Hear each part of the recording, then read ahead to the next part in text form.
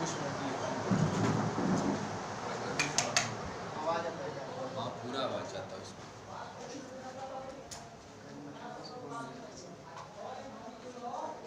अभी एक क्वेश्चन भी दूंगा आपको, उस क्वेश्चन को राइट करिएगा, आंसर आप बताइएगा, ठीक है ना। 12 कर दिया इसमें। क्या 12 का? अच्छा तो बताया तो नहीं, झगड़ा घबराऊंगा, ठीक है।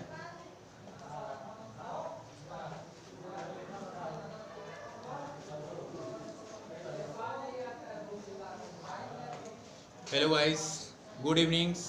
आज मैं आपको अपवर्तन के बारे में रिफ्रैक्शन के बारे में पिछले क्लास में बता दिया था कि रिफ्रैक्शन होता क्या है, लेकिन आज मैं आपको अपवर्तनांक के बारे में बताऊंगा कि अपवर्तनांक होता क्या है।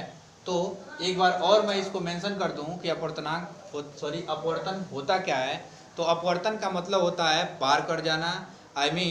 जब विरल माध्यम से सघन माध्यम में किसी वस्तु को डालते हैं तो वह अपने मार्ग से डाइवर्ट हो जाता है, विक्षोपित हो जाता है, हट जाता है। तो इस प्रकार की घटना को प्रकाश का अपवर्तन कहते हैं। जैसे तारों का टिमटिमाना, सिक्के का मोटा दिखाई देना, उसके बाद छड़ का थोड़ा टेढ़ा दिखाई देना, ये अपवर्तन की घटना होती हैं।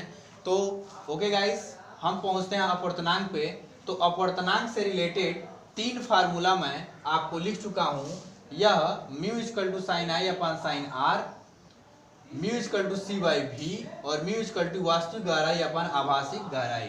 आप लोगों को मैं अपवर्तन का जब नियम पढ़ाया था तो उसमें पढ़ाया था आपको कि sine I upon sine R equal to N, कहीं कहीं पे यन लिखा होता है, यहाँ पे हमने म्यू लिखा हुआ है आपके लिए, ठीक है ना।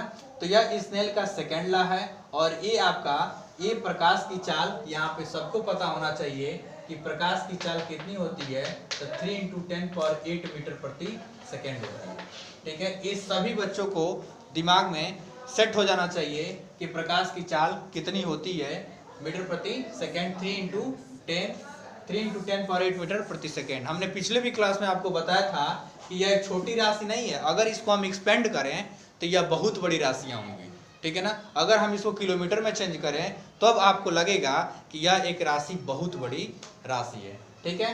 फिलहाल मैं आपको यह मुख्य इंपॉर्टेंट चीज़ें लिखवा चुका हूँ, ठीक है, जो आपके एग्जामिनेशन में पूछ सकता है कि हीरे का अपवर्तनांक कितना है 2.4, कांच का अपवर्तनांक कितना है 1.5, जल का अपवर्तनांक कितना है 1.3, वायु का अपवर्तनांक कितना है 1.008 और निर्वात तो 0 होता ही है, ठीक है। जैसे अगर कोई व्यक्ति अंतरिक्ष पे है और अंतरिक्ष किसी वस्तु को देखे तो वह सभी वस्तुओं को ब्लैक दिखाई देगा, उसको वस्तुएं क्या दिखाई देंगी, काला दिखाई देंगी। तो आप एक क्वेश्चन लिखिए, ठीक है ना, मैं बोल रहा हूं, लिखिए क्वेश्चन एक लिखिए मिश्रा जी के, लिखिए मिश्रा जी के घर में प्रकाश की चाल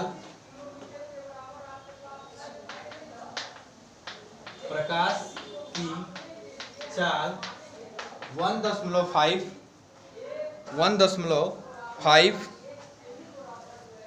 इंटू 10⁸ मीटर प्रति सेकेंड है। तो बताइए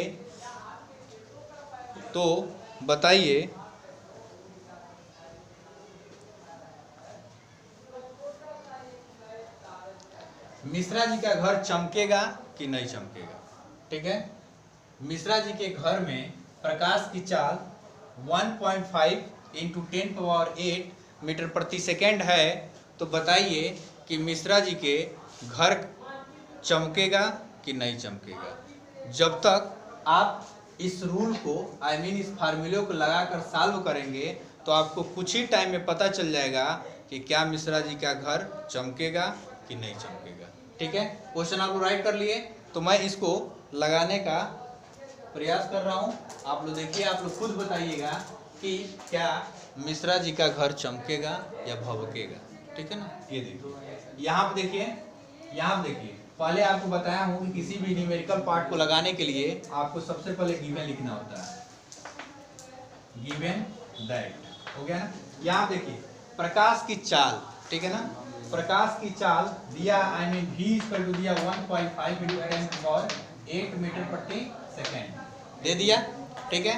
और आपको पहले से पता होना चाहिए c इक्वल टू होता है 3 इंटू 10⁸ मीटर प्रति सेकेंड। हो गया। और अभी आपको यहाँ पे फार्मूला बताया हूँ मैं, ठीक है ना, आपको फार्मूला बताया हूँ mu equal to c by V. मान पुट करिए, मान जब पुट करोगे आप तो c की वैल्यू 3 इंटू 10⁸ एंड 1.5 इंटू 10⁸ हो गया। देखो यहाँ पे आप ये पूरा पावर काट सकते हो यहाँ से, ठीक है। यहाँ पे आपका बचा 3 1.5। याद है आपको मैं बताया था कि जब भी दशमलव लगाना हो आपको तो पहले जब भी आपको दशमलव को हटाना है तो सबसे पहले ये देखिए वो कितने अंक के बाद है, उसके बाद ऊपर नीचे उतने जीरो से मल्टीप्लाई करा दीजिए, आपका डेसिमल खत्म हो जाएगा, ठीक है ना। इसको आपको कभी नहीं भूलना है। आपको बचपन से मैं पढ़ा रहा हूँ कि दशमलव कैसे हटा जाता है, तो प्लीज़ कोऑपरेट टू मी, आप ध्यान दीजिए यहाँ पे। तो यहाँ पे हम एक अंक के बाद दशमलव लगाएंगे, ये हो जाएगा 15, ये कट जाएगा 15 दूना 30, ठीक है ना। अब बताइए यहाँ पे अपवर्तनांक देखिए, अपवर्तनांक सबसे अधिक किसका है, किसका अपवर्तनांक सबसे ज़्यादा है, हीरा का। तो हीरा का जब अपवर्तनांक है ज़्यादा, उसके बाद देखिए सबका अपवर्तनांक कम है ना। सबसे अधिक किसका है, हीरा। तो एकदम मिश्रा जी का घर हीरे की जैसे भभकेगा, चमकेगा, ठीक है ना। समझ गए। तो ध्यान रखना क्योंकि उसमें नेचर पूछ देगा आपसे क्वेश्चन में कि बताइए कि इसका अपवर्तनांक कितना होगा और क्या इसमें चमक होगी कि नहीं होगी। तो आप ध्यान रखिएगा कि जिसका अपवर्तनांक 2 होगा, 2 से मैक्सिमम होगा तो वह एकदम चमकेगा। तो यहाँ पे आंसर मिला कि मिश्रा जी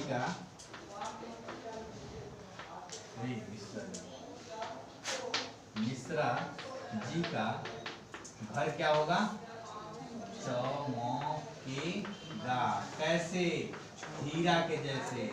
कैसे, हीरा के जैसे। आई मीन इसका अपवर्तनांक आ गया 2, ठीक है।